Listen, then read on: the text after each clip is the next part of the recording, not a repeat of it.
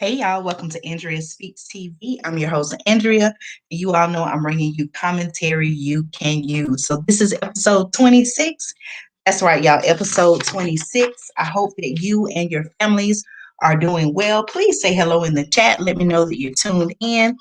And if I don't see it right away, I will go back and respond to your comment after the video. So today, y'all, I'm a little bit late reporting this story, but believe it or not, some effects of what happened are still going on. So today I want to come to you and talk about the recent Colonial Pipeline cyber attack and shutdown. Okay, before we get into it, you all know what to do. Hit the thumbs up button, share this video, and subscribe to the channel. Okay, y'all. So um, on Friday, May 7th, okay, the operator of the country's largest fuel pipeline, Colonial Pipeline, fell victim to a cybersecurity attack and as a result had to shut down all pipeline operations. Okay, this happened on a Friday, May the 7th. I believe that's the correct date. Okay, you all please hit the thumbs up button, share this video, and subscribe to the channel. Okay, now at the time during the shutdown, and this information comes from CNBC, the firm has hired a third-party cybersecurity firm to launch a probe into the incident and at the time contacted law enforcement and other federal agencies. Okay, the cyber attack affected some of its IT systems too. All right. Now, Colonial Pipeline, let's talk about Colonial Pipeline, which transports nearly half of the East Coast fuel supply, said it is at the time was taking steps to understand and resolve the issue. Okay. Now, a company spokesperson said at this time, our primary focus is the safe and efficient restoration of our service and our efforts to return to normal operations. Okay, that's what the company said in a statement. All right.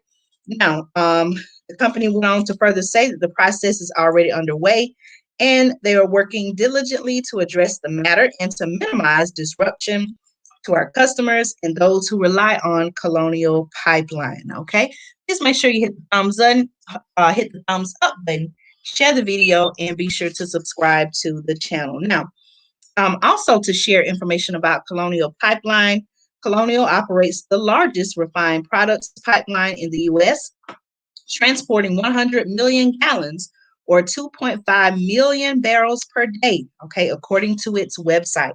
Now, refined products include gas, diesel, home heating oil, and jet fuel, okay? These are all of the refined products that Colonial Pipeline transport or processes. Okay. Now, the pipeline also supplies the U.S. military. Okay. Now, since the initial cyber attack, it was reported that Colonial Pipeline it was reported that they paid a $5 million ransom. Okay. Now, you may be wondering, okay, exactly what happened, what's going on with that? Give us the details, Andrea. Well, apparently, there was either an individual organization, but there were hackers who basically blocked access to Colonial Pipeline's computer system. Then they turned around and demanded a ransom payment, which is usually, I learned based on my research, usually in the form of cryptocurrency in return for restoring access. Okay, now there are also reports that the hackers behind the Colonial Pipeline attack received over $90 million in ransom payments from other companies who they were able to hack their system before being shut down. Okay, I think that according to my research that this organization or a group of individuals or hackers, they actually went through a shutdown period. But this is definitely something I believe this incident is worth paying attention to. If it can happen to a major gas line, who was to say, it could be possible that it could happen in other sectors such as energy. When you take this situation that occurred, and actually as of today, right now, today is May 19th, we're still, even now, seeing effects from the initial shutdown. There are still gas stations who are reporting outages. There are even reports that some gas stations are having to charge, I've seen as high as like $7. Not seen personally, but just what other, based on my research, other what other reports are saying that gas companies are doing across the country. Um, just imagine that, y'all. Again, I reported in another video, that what if it got to a time, this was before the cyber attack, but I remember reporting, what if it got to a time where you were told that you could only fill up your gas tank like 5 gallons due to a shortage? Well, based on my research, those were things that were happening after the cyber attack, because what it triggered was panic buying among consumers, and it also caused gas prices to increase. Now, there's a term for that is called price gouging. And so, those were some of the effects of this shutdown. So I definitely believe this. I know the company Colonial Pipeline, they've taken steps to address and correct the issue. But even as today, May 19th, I think there was recently, I believe it was reported on yesterday, that Colonial Pipeline, the system that the shippers use to communicate went down. But there were reports that it was not another cyber attack. So I'm going to do some research on that, and I'll bring you all some updates. But I want us to pay attention to this situation. Like I said, who would have thought that someone would have been able to hack into a pipeline system and cause, the disruptions that occurred? But think about this, y'all. When you pair, and you all know, those who follow the channel, you all know that I had already spoken about gas shortages.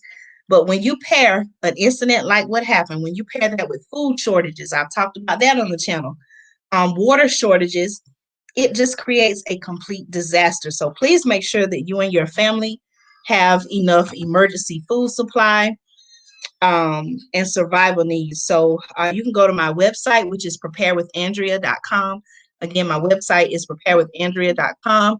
You can get your emergency food supply and your survival needs there, okay? So again, you all, please make sure that you take care of yourselves, take care of your family. As more information comes out about what is most recently going on with Colonial Pipeline, I'll be bringing you all some updates. As I shared in a recent video where I talked about updates on the fuel shortages, you all know that I reported that in some parts of the country, they were already facing fuel shortages before the pandemic. Not before the pandemic, but before this recent cyber attack. And experts were saying that the reason behind the fuel shortages was due to a lack of qualified fuel truck drivers. Okay, so again, y'all, we just don't know. We don't know what's going to happen. So it's always best to be prepared. Stay ready so that you don't have to get ready. So again, please check out my website, preparewithandrea.com, for your emergency food supply and survival needs. It may come a time where none of us may be able to get gas. And so, we can't travel anywhere by car or, vehicle. We need to have the things we need to survive at home. So please make sure you check out my website, preparewithandrea.com, for your emergency food supply and survival needs. Okay. And thank you all so much for tuning in. Until next time, this is Andrea Speaks TV.